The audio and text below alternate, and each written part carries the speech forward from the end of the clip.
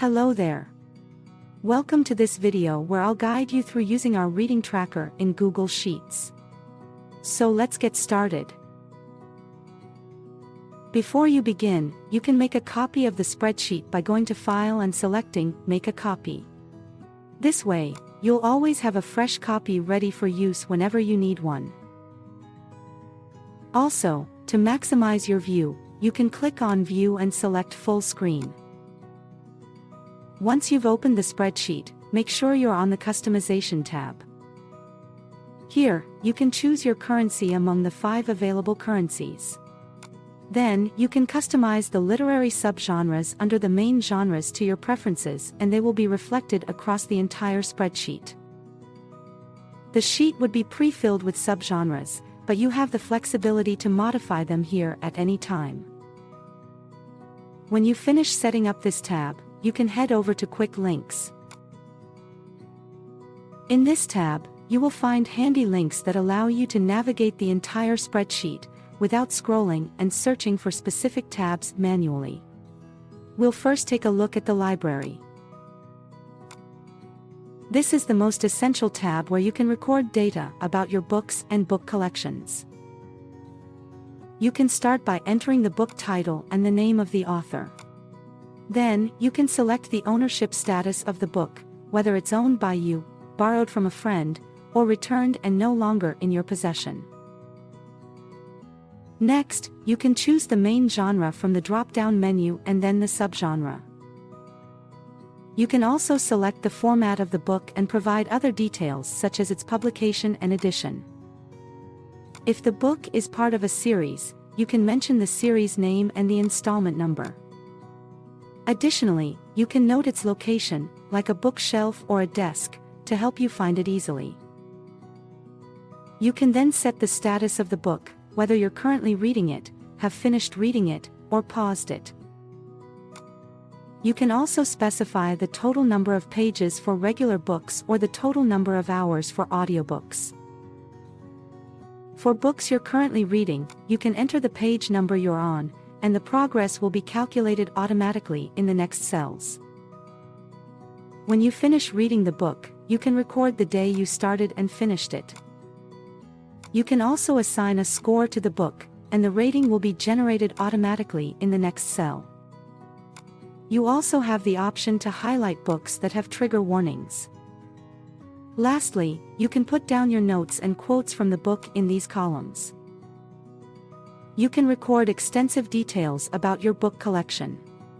However, if you prefer a simpler approach, feel free to hide unnecessary columns. For example, if trigger warnings aren't relevant to you, you can easily hide that column, along with others you don't wish to use.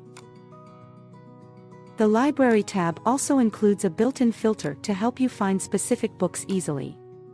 For instance, I want to see the books that I have paused reading. So I would go to the filter on the top of the status column and select Paused. This will give me all the books that I have paused. However, if you want a breakdown of your books into different categories without using the filter function, you can head over to the Library breakdown. In this tab, your library or book collection is categorized into ownership, genre, format, and more. Each category displays the total number of books it contains. Scrolling to the extreme right, you'll find a section where you can filter books based on the criteria you enter. These drop-downs allow you to search through your books using multiple filters without using the built-in filter. Simply select the specific criteria, and the relevant books will be displayed. Let me illustrate this quickly.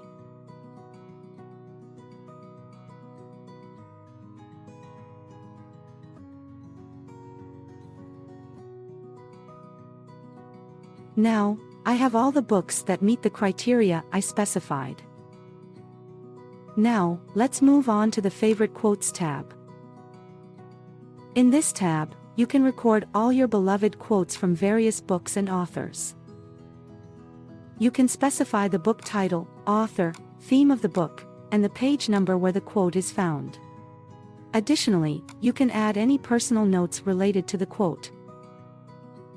You will have a filter in this tab too, which you can use to filter out quotes on the basis of some criteria, like quotes from a specific author.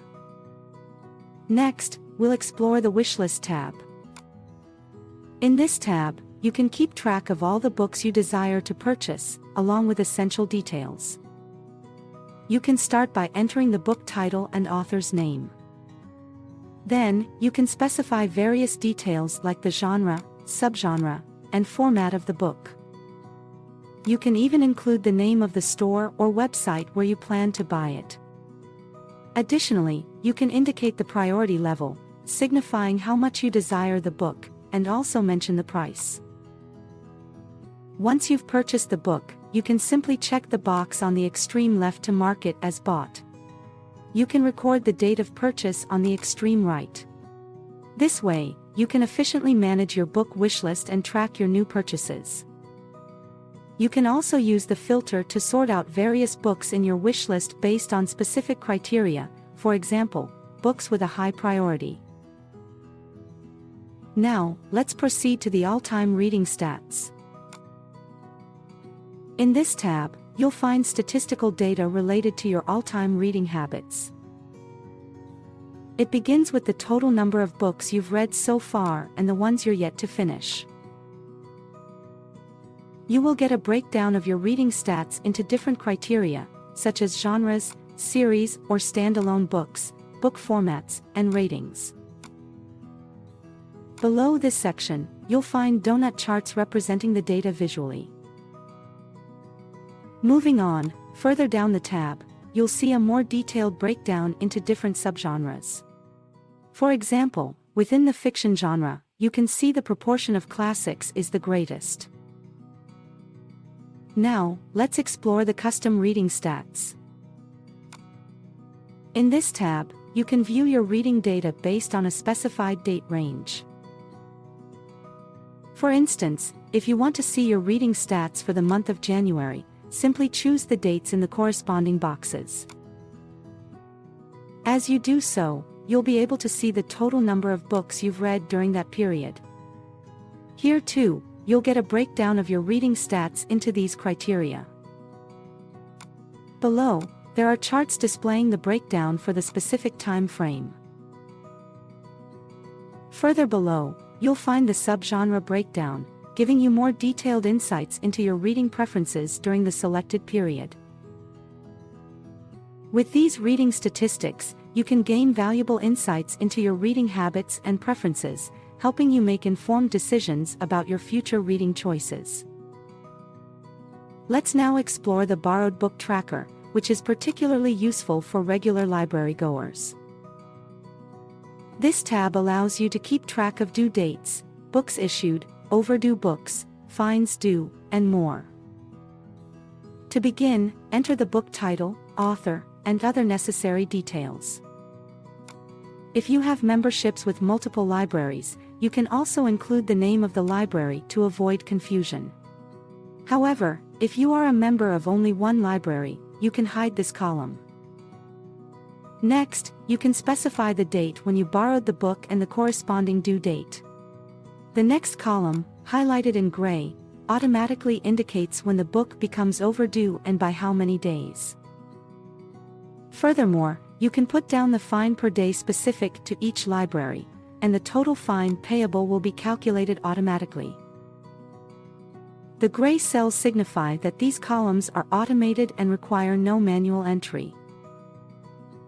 When you return a book, simply check the box to strike it off the list, and record the return date in the very last cell.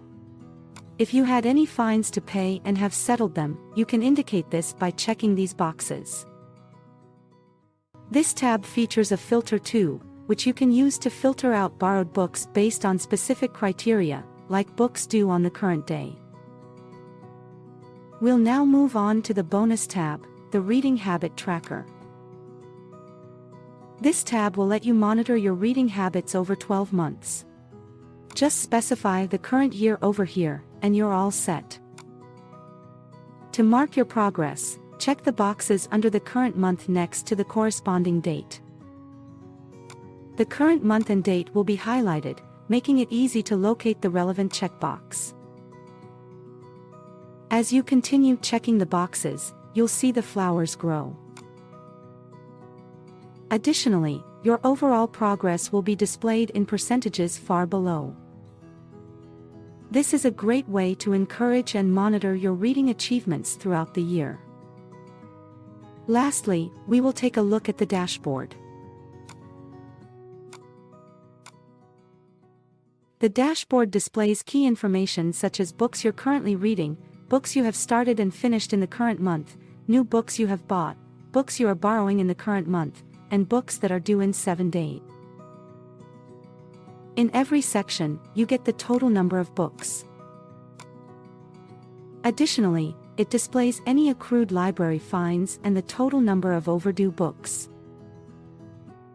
So this is how you can manage, track, and organize your book collection and reading habits. This spreadsheet is available in other colors. Be sure to check them out in our shop by clicking the link provided in the description. When you make your purchase, you'll receive a fresh copy of the spreadsheet ready for you to use and customize to your preferences. And that wraps up this video. Thank you so much for watching.